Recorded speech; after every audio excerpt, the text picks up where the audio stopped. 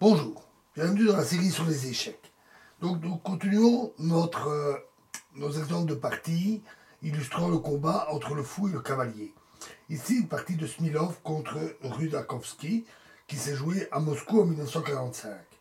Ils ont joué E4, C5, cavalier F3, E6, D4, donc défense sicilienne, C prend D4, cavalier prend D4, cavalier F6, cavalier C3, D6, fou E2, fou E7, roc,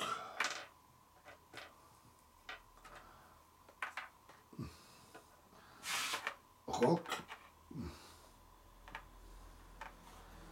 fou E3, cavalier C6, F4, dame C7, dame E1, cavalier prend D4, fou prend D4, E5, fou E3, et fou E6. Ce coup-là est une erreur de l'ouverture. Ici aurait été mieux fou D7 ou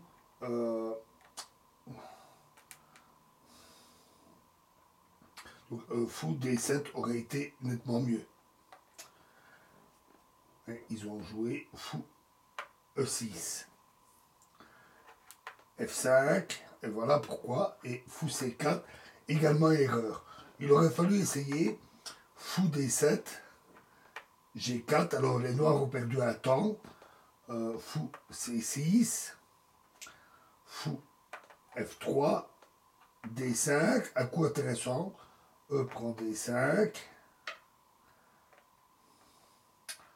E4, cavalier prend E4, cavalier prend D5. Avec un meilleur jeu pour les blancs, mais il y a encore de bonnes chances de part et d'autre. Le jeu donne un combat extrêmement aigu. On va remettre ça.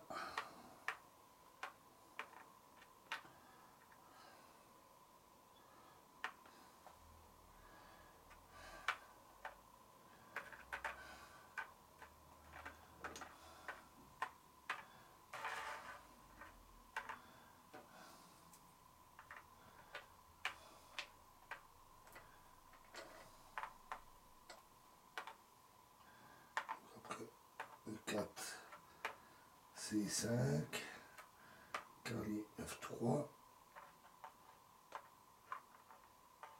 E6, D4, C prend D4, cavalier prend D4, cavalier F6, cavalier C3, D6, fou E2, fou E7, roc, roc,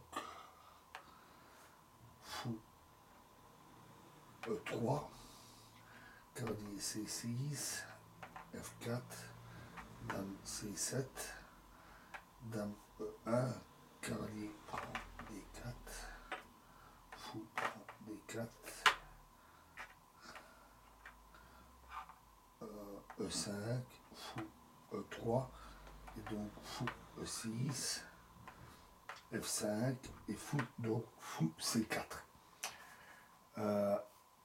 Fou prend C4, dame prend C4, et là maintenant le bon coup, fou G5.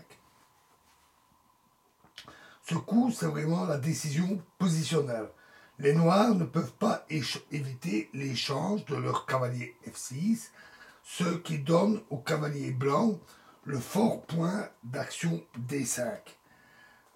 Il se présente une position typique où le cavalier centralisé est beaucoup plus fort que le fou qui, jusqu'à la fin, ne parviendra pas à trouver de contre-jeu.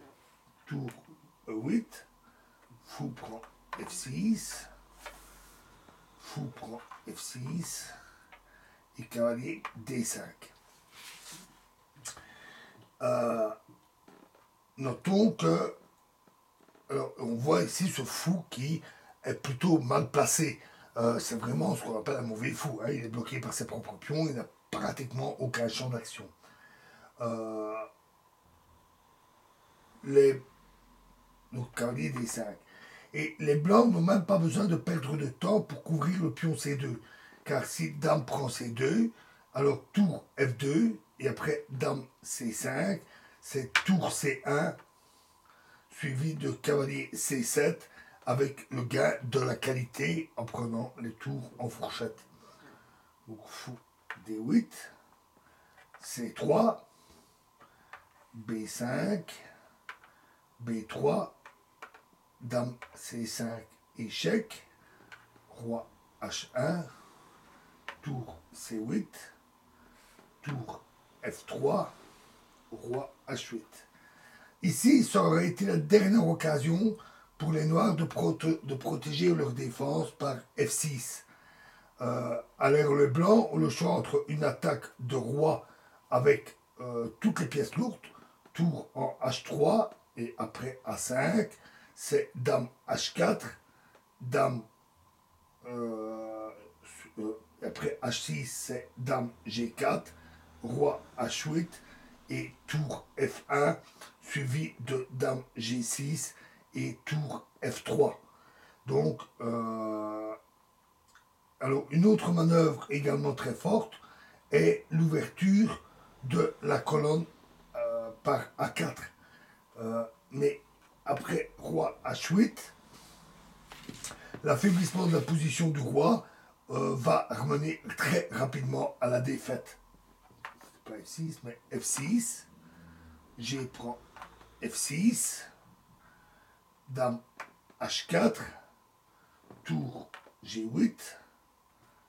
Cavalier prend F6.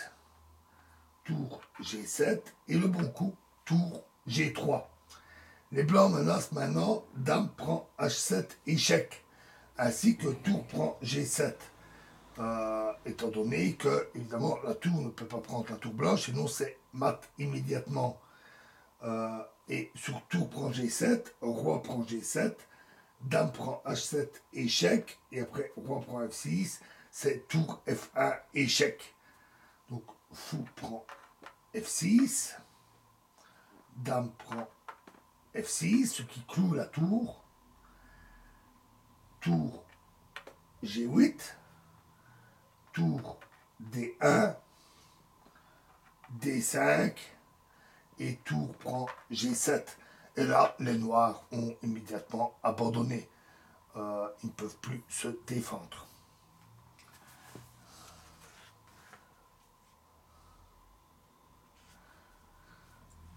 Voilà, et on verra un autre exemple dans la prochaine vidéo.